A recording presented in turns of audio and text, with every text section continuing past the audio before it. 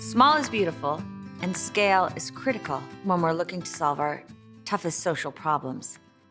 One of the things that we learned at Acumen is that the market alone usually doesn't solve those problems.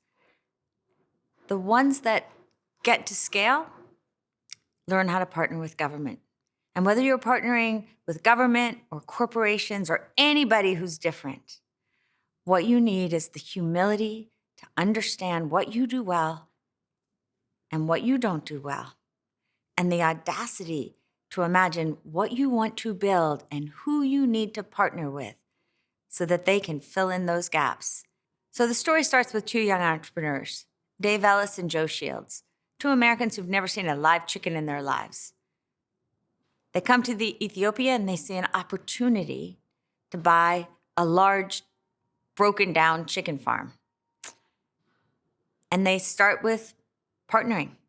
They partner with each other. Then they recognize they have to partner with farmers. Again, they have to have the humility to understand what stands in the way of the farmer's success. It's hard to raise a chicken. Certainly from the time a little baby chick is 1 day old until it's 45 days old. So you got to solve for those problems. So the business model then learns to partner with what they call agents, individuals who are focusing their entire lives essentially on raising 1,000 chicks at a time to the point where those farmers can then buy the chicks. So now they've got that part of the puzzle solved. Now they've got to find a way to distribute those little chickens, egg-laying chickens, to farmers across the country, and they can't do it by themselves. In Ethiopia, it just so happens that the government has a lot of trust with rural farmers. So Ethio Chicken needs to learn to partner with government as well. Dave tells a great story about the deep humility that was needed, because when they first got to Ethiopia, they thought they knew a lot more than they did. They had to start by asking questions, really understand the strengths of government, not come in with their own expectations or assumptions that government wasn't going to be good at anything.